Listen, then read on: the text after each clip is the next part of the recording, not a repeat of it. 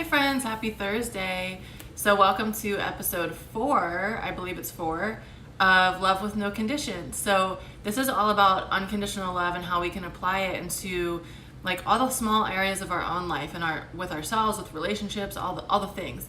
So today's topic is all about feelings and unconditionally loving everything that's coming up with you as you're in the ascension process, because it's really this form of kind of like emptying your mind, coming into this state of satori, coming just totally to your soul. And this happens, I think, very often in like small steps, and it's a releasing process. So we're very much in this releasing process. We have been released since 2012, but especially this year and since December 21st, it's kicked up quite a bit. So there's so many things that want to come through around feeling, and many of us have been told different things about feeling our emotions. Like for men, it's more so like, you don't be a sissy, you can't feel your emotions, don't be XYZ, insert here. And for women, we get called sensitive or dramatic a lot when we feel our feelings and we really let our emotions out. And if you think about the generations before us, how I'm not going to say what just came in my mind, the words that I wanted to use.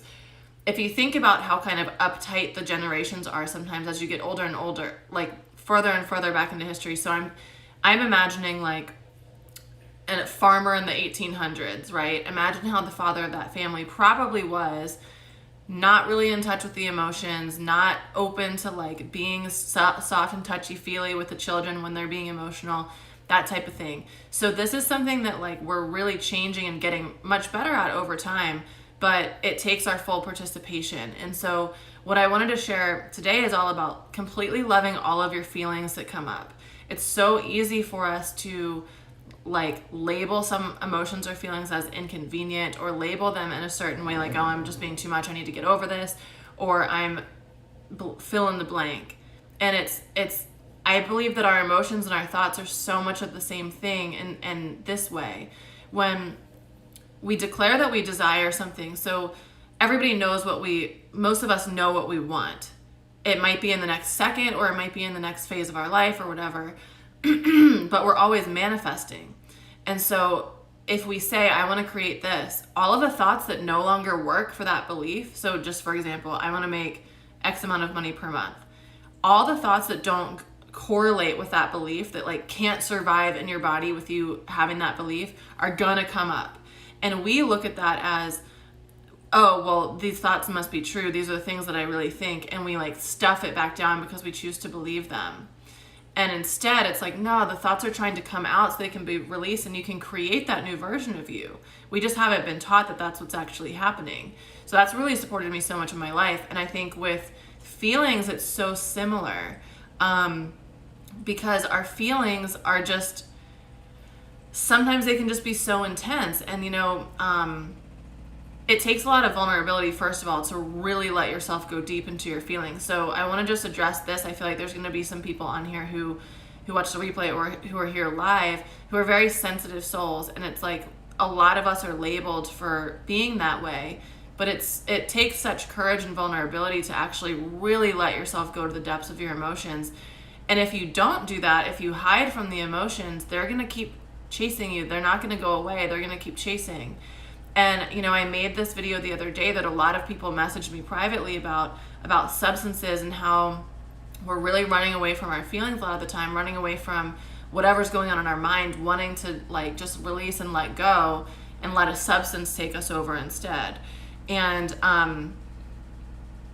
when we're doing that with our feelings, we're stuffing them down.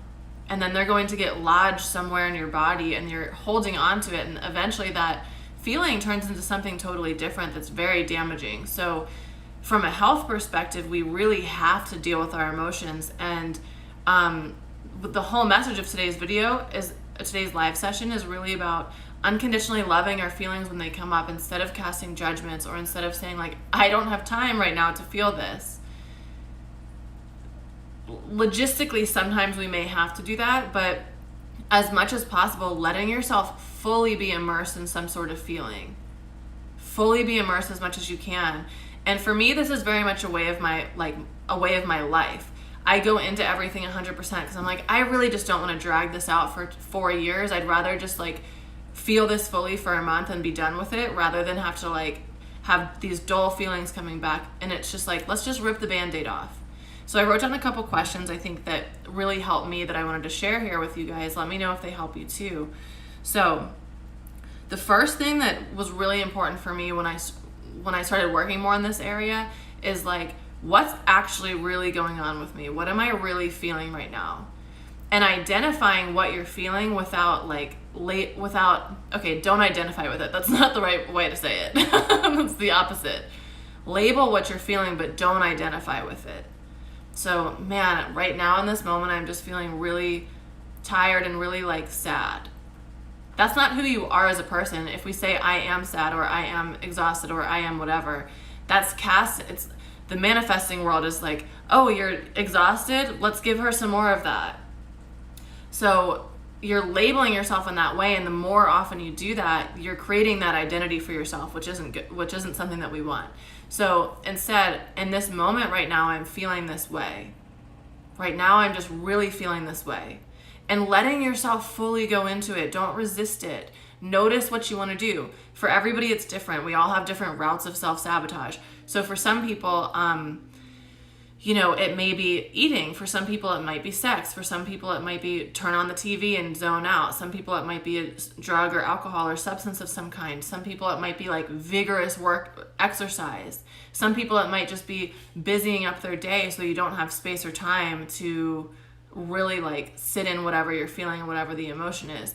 So you have to identify the ways that you personally self-sabotage. For some of us, and I've seen this so much, it's burying yourself in your business and forgetting about the personal life, forgetting about the things that are also important because you're burying yourself in your project at the time. So the facts are that those are all kind of, they're routes of self-sabotage, but they're also excuses. So sometimes we're like, well, I really need to clean the house, so like that has to get done today. Is that more important than really feeling what your body's trying to tell you? Like, can the dishes wait till tomorrow though? And that's kind of a stupid example, but it's like we act as if our feelings are so inconvenient, and our body is so intelligent. Our body is always trying to tell us what we need, what can support us. So as feelings are coming up, notice what's going on in the body. Notice where your body hurts, where your body feels like it could use some extra support. So emotional eating, yeah, that's definitely another one for so many of us. Can you guys hear my laundry done in the background? It plays this super obnoxious song for like 3 minutes, so hopefully it'll stop soon. Okay, so first of all, what's really going on? What's really going on here? Like, what am I really feeling? Because also what I've noticed is sometimes we will think that we're upset about like something small that's going on, but it's really a much deeper root issue that we've probably avoided, probably kind of pushed off. And it's this much deeper issue, but we're blaming it on this small thing. And it's like, okay, let's not pretend about all these small little pebbles and get to the huge rock that's really weighing you down. And for some of us, it's like, well, that's terrifying if I truly let myself feel that. Like, yeah. Yeah, allowing yourself to be taken over totally by your emotions. A lot of people are really scared of that and think it actually might be like dangerous for you. And it may be intense, but it's healthy for us to feel our feelings. Now, I will say, if it gets to a place, just for responsibility purposes, I want to say if it gets to a place where you're worried about your life and what you may do, that's when you need to definitely get support. But when we allow ourselves to get comfortable with temporarily feeling uncomfortable things, it's like we learn how to be with them so much that things can come in and go so much faster and easier. And it's healthy for us to learn how to express our feelings in a way that really supports us and allows us to get rid of them. Because it's like, I mean, just in this last year, we've all had so many feelings, being cooped up in the house, being anything that's been going on in your personal life, like shadow work galore. And then, the big things personally that have happened for you, because many of us have had so many tower moments, meaning like things destructing in our lives, and facing that head on. So it's like, what if, maybe even just sitting with the question right now, what have I avoided looking at since quarantine started? What have I avoided looking at? Or what have I avoided looking at in my life? For some of us, there's traumas that we haven't looked at that are guiding our daily actions, the choices we make, the decisions we make. And we're not willing to look at them because we're afraid. And it's, for some things, if you're afraid, it like, get support with it, get support. But I'm talking in this video more so about like the waves of emotions that are coming through, especially with all the energy that we're feeling, that we're dealing with right now.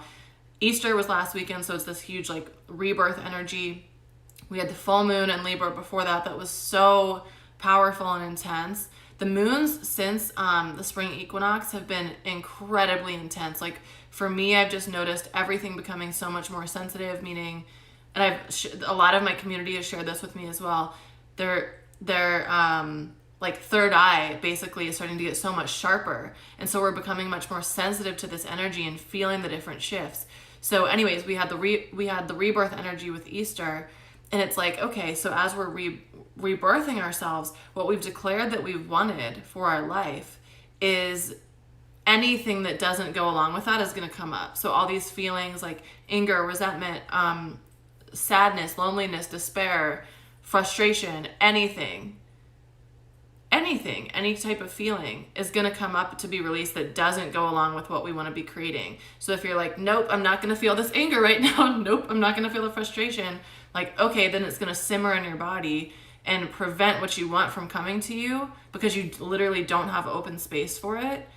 Or it's going to turn into something later on, like a disease or something like that. And you guys know I'm like not about the science, so I can't share with you, but there is a lot of evidence for that scientifically in studies and stuff. I can't point you to them, but there are. Okay. So yeah, what is really going on? What am I really upset about? What is the root of like what's really going on here?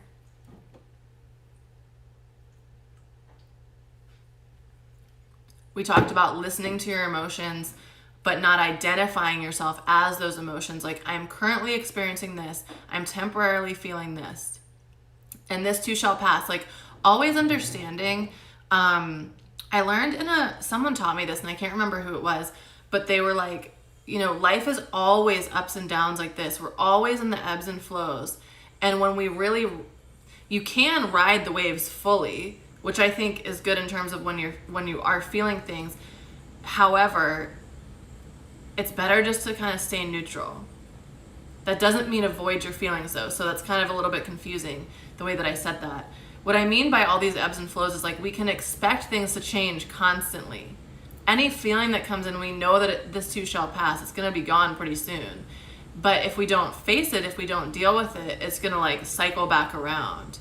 So the next thing that's really important is becoming really curious about your feelings. Okay, interesting. Why am I feeling really sad or lonely or distraught or whatever right now? Why am I feeling so irritated right now? Like, what's really going on? And becoming your own coach and like digging into these areas to really get to the nitty gritty of what's going on. Becoming curious about who you are as a person. Well, okay, why am I feeling this way?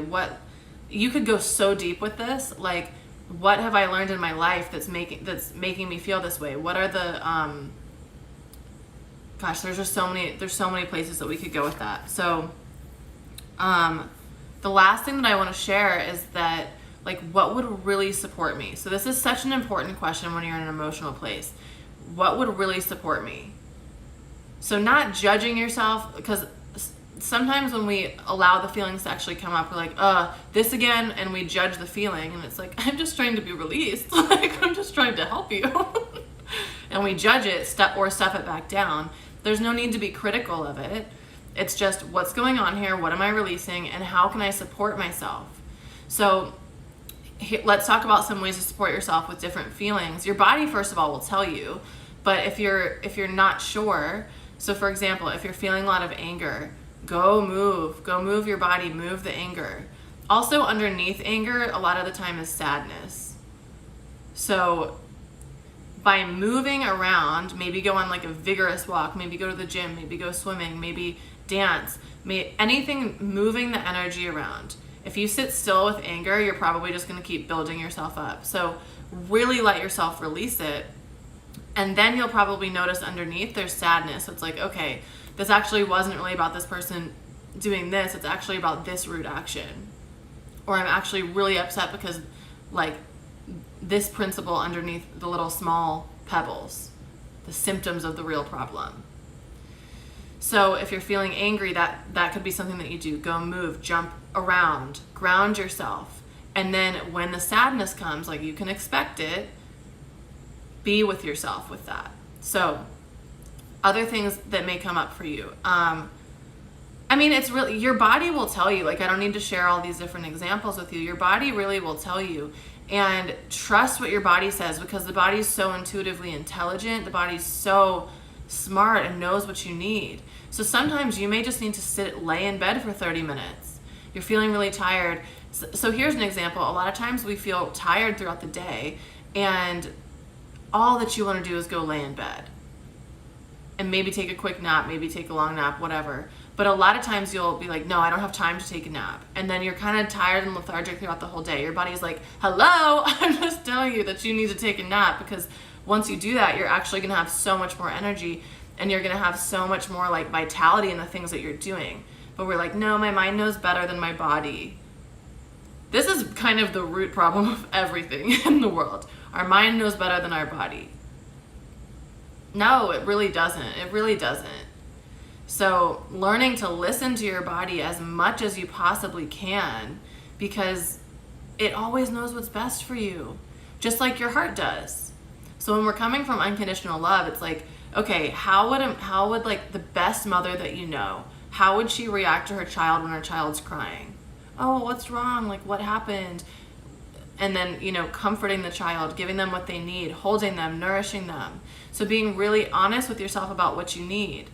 And how can I fulfill that need? So maybe it's a bath. Maybe it's, I sleep with crystals so often I sleep with crystals every night. Like, I hold them. And before I go to bed, I set an intention. But certain crystals that I have, if I'm needing like nourishment, or I'm needing even like masculine energy, or I'm needing grounding energy. So today, for example, I'm like, I really need some grounding energy, because I'm really floating in the clouds, and I would feel very supported by grounding energy. So my body's like, okay, you could take a bath, you could go put your feet in the grass, you could, I laid down with this crystal that I have that very much to me represents the divine masculine, and it gives you this sense of that type of essence coming forward. So there's so many different ways that you can create what your body is asking for, but it's really just about trusting what it does ask for. So noticing in yourself, when feelings come up, how do you normally react to them? Do you push them to the side? Like, even thinking about your family, how does your family react to different feelings that you have? How do the people around you react to your feelings? How do you usually express your feelings with people? Because another thing that can happen sometimes when we push them down, or when we kind of reject them, is they build up, and then we've all experienced this probably. The emotions build up, and then you let loose on somebody that like didn't have anything to do with this whole storing of like a year's worth of fury in your body, and you let it out on the poor barista at Starbucks, or you let it out on whoever. And so that's also a symptom of what can happen when we don't deal with our emotions, and that's not being a responsible human. We have to really become so it's like, we think that, oh, I'm being selfish, taking time to like just fully dive into my emotions, or oh, like this, I have other things that I have to do. And it's like, trust me, the world would rather you deal with your emotions so you can show up as a better human, so you can show up in your highest without having all this like gross energy stuck in your body, and instead you can have all the space in your body or room for magic to come in.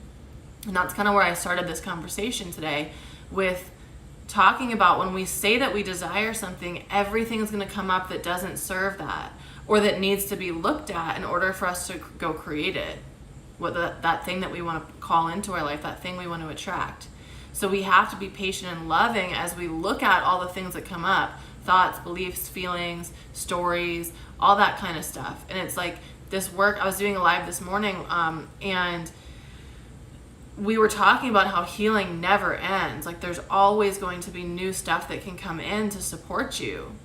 And it's looking at all this stuff with a sense of unconditional love, looking at it through not the eyes of judgment, not the eyes of criticalness or harshness with yourself, but looking at it like, interesting, why is this here? Why is this coming up? How can I love myself the most deeply through this? And once you start getting practice in this, you'll notice that the emotions start coming and going much faster. Much faster. And then you can like move forward with your day, and it doesn't have to take up your whole day about it, and you're in a whole mood all day. So practice this as much as you can. Encourage. Something else that we can do with this is like encouraging others to share their emotions with us, to share their feelings with us. This is, of course, in a safe and healthy way, not energy jumping on someone when they already have enough on their plate. But, you know, if someone invites you to share, being vulnerable yourself to share what's really going on, or you openly listening to somebody else and honoring their feelings. Because a lot of the problem is what other people, especially at a young age. So if you have kids and you're listening to this, this is really important. When your children come to you with feelings, or your friends or whoever it is, like, be loving and be understanding, and really watch your words with what you say with people's feelings. Because I know I can remember the very few times that people said things to me about my emotions and how emotional I was, or like their gauge of it. And I remember those things, and it stops you from really allowing yourself to be vulnerable with others. So especially if you're learning this at a young age, that's going to impact so many of your relationships. So letting yourself be vulnerable, but also noticing how you react to others and their vulnerability, and their expression of self, and even like the ways that you judge others without saying anything. Because of course, when we're judging other people, it's pretty much a reflection of how we judge ourselves. So if we're like, oh, that girl's so emotional, she's so annoying and whiny, it's like, so do you let yourself get into that place of being whiny? It's not that like that's the ideal, but do you let yourself experience that? Probably not, because you're judging her about it. Sometimes it's actually healthy for us to be in that space, because we move on faster rather than letting things linger. And it's like, just rip the Band-Aid off, fully feel it, and then move on. So let me see if there's anything else that I wanted to share. If you guys have any questions about this, feel free to put them in the comments.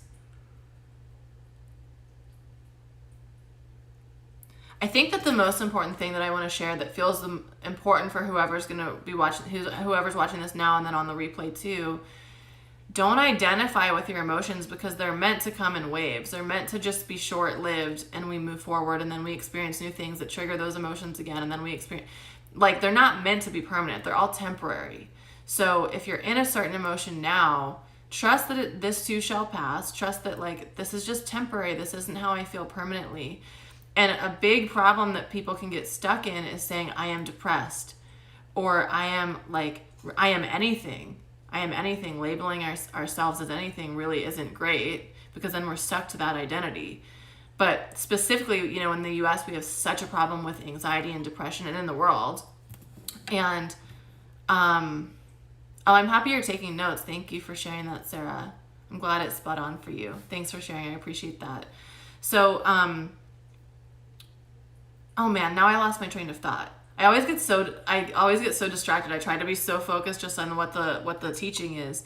So, identifying with our feelings. So we have such an issue with depression and anxiety, and it's like, how often are you saying, I am depressed, I am anxious, I have so much anxiety, I have so much blank, anything like that? You're owning that you have something and that it is you. So I am experiencing depressing thoughts right now. I'm experiencing sadness, and try to move away from those two phrases. Anxiety itself, that's such a broad scope of a word. It covers so many different things. I'm feeling really like ungrounded right now. I'm feeling really distracted. I'm feeling really, get to the specific word. Don't just stick with anxious, because that's too broad. And don't say I am this, because then you're calling in more of that in your life. Anything that you attach to the words I am, again, the manifesting universe, spirit's like, what did you say you wanted? Here, let's deliver you all of the anxiety. You're like, no, I said I didn't want anxiety. But the universe, I talk about this in my book a lot, the universe doesn't understand don'ts or negations of things. So if you're saying, I don't want to be sad, I don't want to experience this, it hears, I want to be sad, I want to experience this. So you have to be really careful in your expression of how you look at all of these things. So what you physically say, how you say things even in your head. So just be really careful with how you label yourself, because all of these things are moving. I would probably say every human experiences depression in moments of their life and anxious moments. I would say that that's accurate, but it doesn't need to be this permanent. And we make up, okay, I'm not going to like negate science here, because science is valid in some cases, but also it's like, you know, when I know so many people who doctors have told them that they would never have children, here they are, triplets later. Like, so science can always be disproven. And if someone is telling you that, oh, the chemicals in your brain are wired in this certain way, so you're wired to be depressed for your whole life because you're not creating this. Okay, so if you're not creating enough of this certain chemical, what can you do in your life to start creating more of that? And like I said, I'm not saying that that's not true, but it's not, I don't think that it's actually a permanent thing. We can learn different ways to change our chemistry and change, even just in the way that we speak about ourselves, that we speak to ourselves, because our identity is totally created. Like, I've just been revisiting all of these concepts around Satori and around like the power of now and the untethered soul, all those kind of books that are all about, you know, like basically Zen master type stuff. And it's our ego creates all of these identities that we have in our life. It creates all of this, like the way that we perceive ourselves. And the truth is, I just am. That's it. I am. Because we're always changing. And our identity is the skin suit, the like brown-headed girl, tall girl, who you see as Allie. Like, that's not really me. That's just the skin suit I chose to express myself in this life. But the soul within, like that soul, it's not even he or she. That soul has been in so many different bodies and looked so many different ways. And so when we really see, like, what are the ways that I'm identifying myself, it's this like cage we're putting ourselves in. And especially when we're in this energy of rebirth after Easter and in the season of spring, it's like, what do we want to be? What do we want to identify ourselves as? And first it's understanding, like, well, I just am. I don't even actually have an identity. That's just something that's like part of the game we're playing here in life. I wasn't planning on going this far, but I love talking about this. It's like, that was just the identity that I chose to play in this game of life. So what's the coolest, most supportive identity that you could choose? And saying things like, I am depressed, I am anxious, I am on the harsh end of things. Some people, let's go back really quick to talking about really focusing on the feelings. I'm pathetic for feeling these certain things. Or even like, I'm so ugly, or I'm so like, what are the things on the really low spectrum, really mean things that you wouldn't say to anybody else? When you're naming yourself as that, of course you're calling that in, so you're like then gonna look that way to others. And then things happen that reiterate that story to you. Because whatever we believe, we're gonna find evidence for, period. So you wanna make sure that you're identifying yourself as someone as something that excites you. These are things that like you can grow into. And you know, I talk about being a lot, and that's really the major power behind manifesting, is just being. And when we're in a state of being, we're in that state of I am. So what do you choose to be? So if you want to be like so something I've been playing with for years is like, I want to be magnetic and I want to be radiant. And over the last few years, I've repeated that to myself thousands of times. I don't say I want to be, I say I am radiant, I am a radiant soul, I radiate love, whatever it might be. The more that I've done that, the more I've heard other people say that about me. Before, I never heard people say that about me. Or random people will be like, you just seem so magnetic to me. And I'm like, thanks, I've been saying that to myself 70,000 times over the last 2 years. So anyways, my point is just, whatever you think about yourself, whatever you believe about yourself, you're going to call in more of that. You're going to call in evidence that that's true. So if you're just playing this game and you're this avatar that you get to reinvent and you get to, you know, really create this character, who do you want to be? So be so specific about what you talk about, how you talk about yourself. And when feelings come up, you don't label yourself as that. Unless it's something that's supportive. So like, I'm full of joy. That's like a good affirmation that you could say, I'm full of joy. Like, that's something that we would all like to be more of the time, right? So just being really specific, that's I'm going on and on and on, I think. But okay, so tune in with yourself real quick before we close out. So let's put your hand on your heart and take a couple deep breaths. And really just appreciate who you show up as and the most positive aspects of yourself and the most beautiful parts of yourself and the ugly parts too. The parts that maybe you like want to forget about.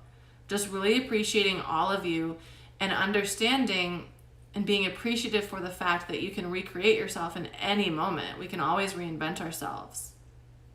Like, okay, I love myself so much. Who do I choose to be today?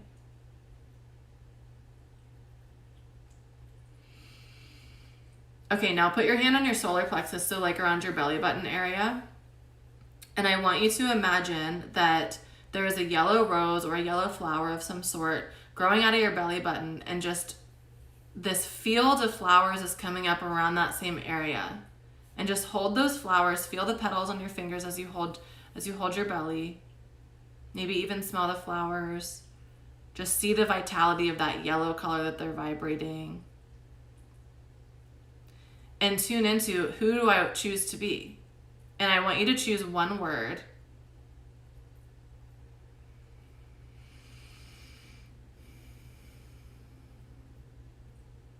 And then just imagine all of the water in your body, in the form of blood, in the form of like any fluid that's in your body.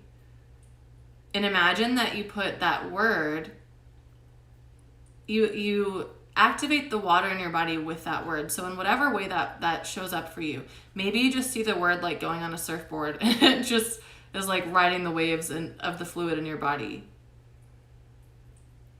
Maybe you touch your finger into that. You imagine that you're touching your finger in the water of your body, just activating it with that word. And just breathe that in for a moment.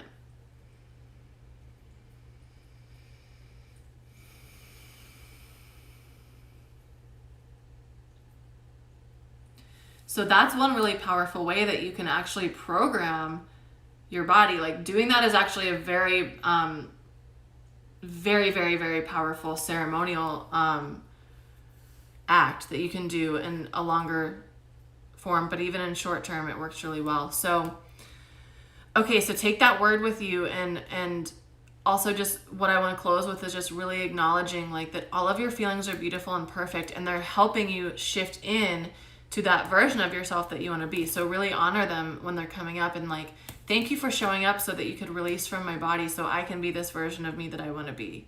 Because whatever we're wanting to attract, it really, what we're attracting is the version of us that calls that in or creates that. Because we will usually have to change a little bit or vibrate at a higher level to call in different things in our life. So, all right, thank you guys so much for being here. If you enjoyed this, please leave a comment below.